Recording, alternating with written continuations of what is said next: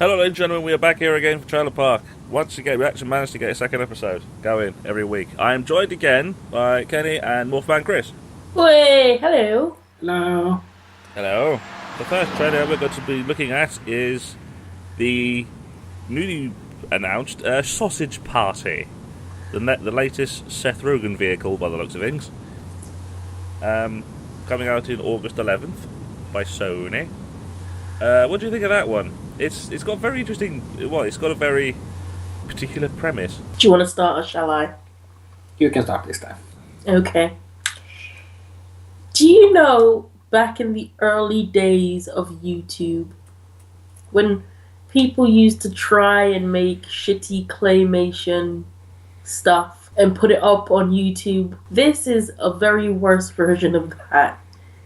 Somehow they got a budget and made it feature length. So I'm guessing you're taking it as it's going to be a bad film then. I'm taking it as, why, James Franco? Why? Well, this is the thing that seems to be quite interesting, because I thought I'll be the only one to really think that, but the internet seems to have taken this movie on by storm. So it seems like this is one of the latest ones that have become extremely popular, judging by the sheer amount of reaction videos that are out for it at the moment. Seems to be... What actually makes you think that it's bad? Because everyone else seems to think it's hilarious. Really? Judging by the rest of it, you got Schmo's Nose and loads of the other React people. I was now thinking it's saying it's going to be great. It's really funny. Really? I'm pretty sure it's these people that thought that Superbad was the greatest thing in the world. Well, Superbad does have its following. This is another one of those attempts at being a... I'm pretty sure this is going to be a stoner film. Quotes and quotes. I actually thought it was like a short... When I saw it on Facebook. I didn't actually watch it, but I actually thought it was one of those small shorts that people do and post on Facebook and stuff. Yeah. I actually thought it was one of them. I have no expectations on the movie at all after seeing that trailer. None. Because for me it feels like I can't say whether the movie is gonna be good or bad, because the only thing I know about the movie at this point, other than the basic premise of talking sausages, is cussing.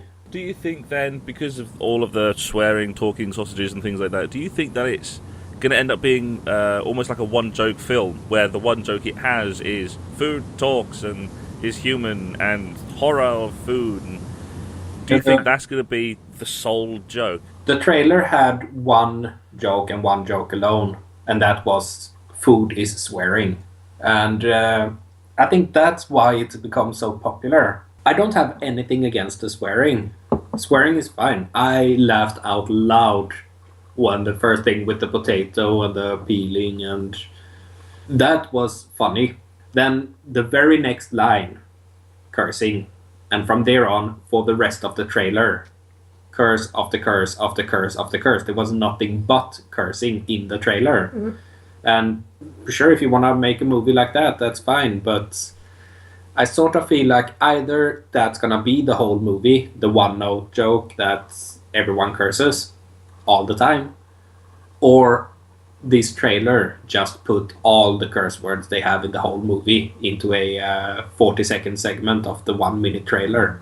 So yeah, I also particularly like the joke of the bun and the hot dog wanting to be together, and she looks kind of like...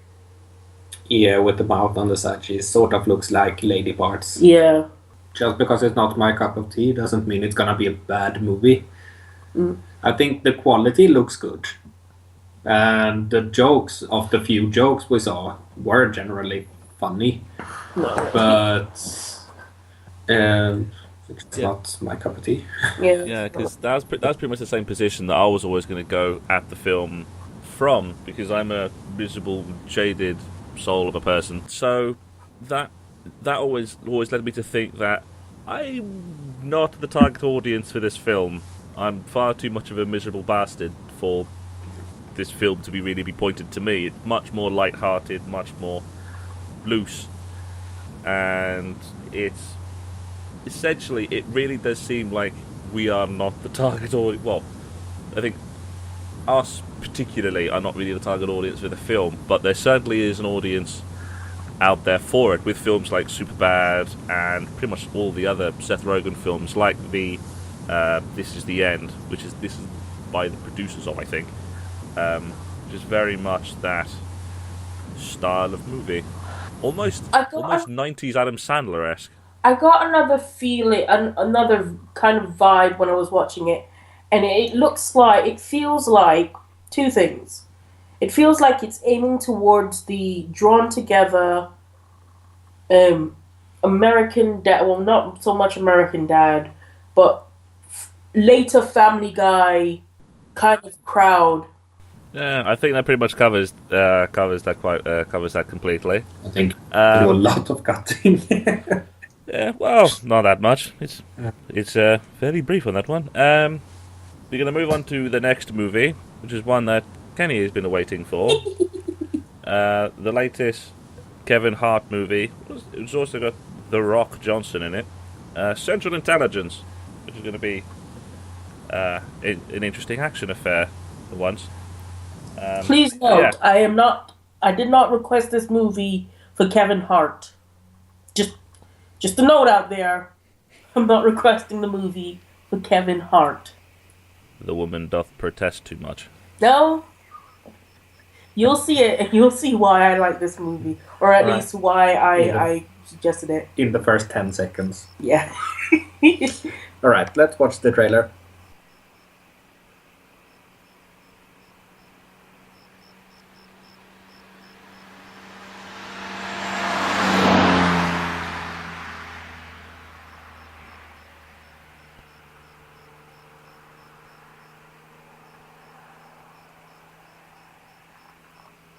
Right, so we're back from watching the trailer, and so I think as Kenny is the one who is most excited, she is doth excited and doth protest too much that she likes Kevin Hart. I do not. Let's start with you. All right, I cannot wait to see this film. I'm gonna go see it in theaters when it comes out. I can't wait to see this film because it just feels like those old 90s buddy cop films, you know, like Money Talks and Rush Hour, the original Rush Hour and Blue Streak. It just feels like that. I do like Kevin Hart in it, but I think the reason why I like Kevin Hart in it is because he plays off The Rock so well. He plays off Dwayne Johnson so well. That goes to show that when he does have a good acting partner opposite him, he's really, really good, because the acting partner is taking all the attention away from him being over excessive, and also that he's kind of reined back. He's kind of reined back in this. Yeah. Like, for example, in Ride Along, he was on it all the time, and you could clearly see that Ice Cube could not hold the scene, but in this, Dwayne Johnson holds the scene so well, and he's reined back so, really good. The scenes are actually funny. Who knew The Rock had good comedic timing? Well, The Rock for me has always been in that class of action star where they actually do have comedic timing, because it's him and Jason Statham is another example where they do actually have a streak of quite good comedic timing there, and given sort of a comedic action role, they've always been quite good. That's part of the reason I'm quite glad that the Rock's in it more than anything else, because it shows that he has almost that comedic range. Because someone like his size can always end up getting typecast in almost the Schwarzenegger, Stallone-esque action star, but then he actually does have range. It was great. I love it, and I like the fact that they reined Kevin Hart back a bit. You know, somebody sat him down and went, yeah, you can't take over this movie. You need to be a buddy cop movie. You need to be paired up with somebody. Rein it back. Yeah. And he's so funny, especially in that bit where he throws the grenade onto the car, and Kevin Hart would have reacted the way anybody would react. He's like, oh God. And he's walking away from the car. Yeah, I think part of that is because the comedic one out of the pairing is going to be Johnson, because Kevin Hart is much more playing the straight man out of all of this rather than anything else. So he's not playing a comedic. Kevin's not doing a comedic role really. He's just playing the straight man to Johnson's bombastic action hero. And I think that might be some of the key. Makes it work. Because the way they've done it before, and I think that's why it's been ruined. Because you have that type of comedian that Kevin Hart is, that you have like Chris Tucker and people like that. That's very loud and hyperactive type of comedian. And when you put him in the straight role and the regularly straight guy in the comedic role, you just get that perfect blend where they can play off each other at an equal level. Johnson doesn't really get put into comedic roles quite a lot, because the big series it's famous for at the moment is Fast and Furious, where he's basically the archetype action hero. Because like the latest movie, it's him emerging from the back of a truck with a minigun, so it's playing that to the hilt. But with this one, it's giving him a lot more play.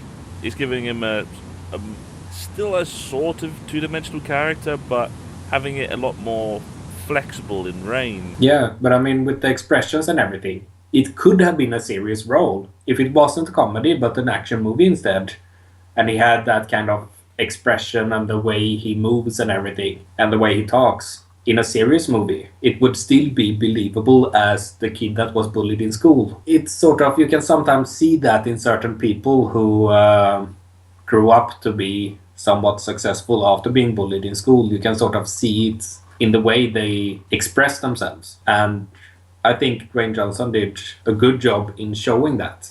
June 17th, here I come. Yeah, coming out fairly close. Yeah. Yeah, so it's anticipation all round then. And to round this all off, as we did last week, we're going to end with a comic book movie. But this time it's just Fox this time. We're going to be finishing off with XMen Apocalypse, coming out in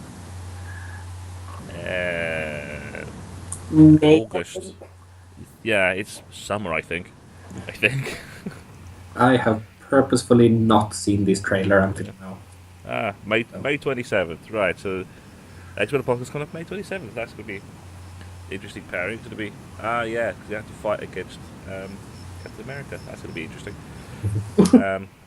Yeah, so we're going to go off and round off this week's episode with XMen Apocalypse.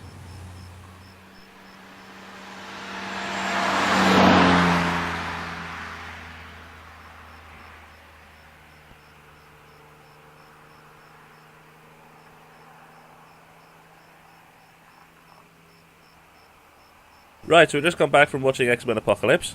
It's very, very quite.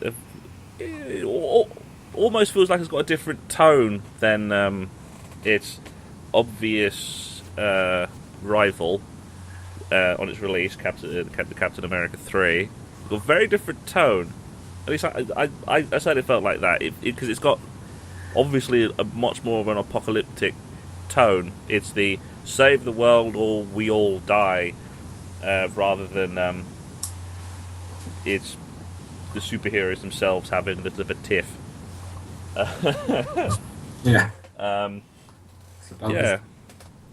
Because that's probably going to be where a lot of the talk around XMen Apocalypse is usually going to end up going, because it's going to be a lot of talk of the obvious rivalry between the Captain America 3 coming out and this coming out Memorial Day, which I think is a couple of weeks afterwards. They're both coming out in May. So there's obviously going to be a bit of... There might be a bit of a fight for the box office. Do you actually think there's going to be a bit of a fight for the box office between them? Yeah, I think there is going to be a bit of a fight between them. Unlike many people who think that, who choose to believe that they're in different universes, I'd like to believe that they're both in the same universe, and it's really the reason why the Avengers haven't shown up to this obvious world completely being destroyed event, it's because they're having their little tiff. Quicksilver, because Quicksilver is the obvious point of saying that these are two different universes. Because the two Quicksilvers are played by different actors in different styles, and one of them dies. Yeah. So it's different times, because by the time the Quicksilver we see in X-Men is at the age he is at that time, the Quicksilver from the Marvel Universe isn't even born yet. The studios have always said they're not connected because otherwise they could use each other's stuff. But then it also this Quicksilver is probably the most obvious point, where it's the same character played by two different people in two different times with drastically different outcomes. It certainly shows that these two universes are, especially the universe that's being set up by Fox, because they're really trying to set up their own one. Even though I feel like they've written themselves into a corner again. It's definitely two separate universes. But yeah, go back to that thought I just had of them writing themselves into a corner again. I've seen the trailer a few times, and I can't help but think that they've ended up doing the same thing that what happened with X-Men 3 Last Stand, where they have this big apocalyptic fight amongst everyone on the planet, but then you can't escalate any further from that without getting other bad guys involved, like the galactic bad guys involved, but they can't do that because Marvel holds them. Or Sony holds them because of people like Galactus. So it ends up with this whole problem of they've written them. I feel like they've written themselves into a corner again, and they don't really have anywhere to go after them. I feel like they might go to do the Phoenix Saga, because the first time they did it, it didn't really go the way that it's actually supposed to go. It was almost a side. It was like a side. Yeah, it was a side plot to Wolverine. So they had this whole saga of. They spent 3 movies setting it up, and then they pushed it to the sideline, and then how are we gonna resolve this? She just don't know. Don't know. No, she dies. Off. And then. Yeah. Yeah, it's like screw it. She dies. It's like okay. I think that if Fox is gonna have the X-Men property, that they should go all out. I have sort of 2 questions about it that I hope they're gonna answer. Why was there no mention of Apocalypse in the earlier movies that took place later in the timeline? Because this whole Apocalypse thing, sure, they rewrote the timeline, but only from the 70s and forward. It's quite the sticking point where it certainly feels like Apocalypse is the bad guy pulled out from the nearest taint. It's just, there's this bad guy, he's always been there, almost. Who's the bad guy from Sherlock Holmes? Moriarty. Yeah, Moriarty, where it's done. Actually, yeah, James Bond did this as well with Blofeld, where they went with Spectre and it's like, oh yeah, and Blofeld's been behind all of the previous films. He's never been mentioned, never been talked about. Spectre had never even been mentioned. It's like the bad guy pulled out from the nearest taint just because they need an escalation. With the movie's build-up, they could have done it a lot smoother. And I still think it should have taken place in modern times. Even though they have all these actors that are now established from the 70s, I still think it should have taken place in modern times to further explain why he shows up in this timeline and not the previous timeline. I certainly hope that that's something that they actually cover, because the big plot of Days of Future Past was the Sentinels. Yeah. The long asked for Sentinels, and then they go like, alright, we stopped the Sentinels, and so Apocalypse comes for some reason. It's like, well, why did he come last time? He can kick the ass of the Sentinels. So it's like, I hope they actually explain that. But especially in a time long before the Sentinels are even prototyped. Yeah, like I was saying, his part of his plot is that he's been around for thousands of years. So he's supposed to be godlike and almost omnipotent in a way. So it's like going, okay. I hope they explain. That is going to be probably the worst part of the film, is the whole pulling him from the nearest taint issue. Because the film itself looks fine. The CGI looks great. It looks the action, amazing, actually. But I'm definitely gonna see it. We'll leave it there. All right. All right.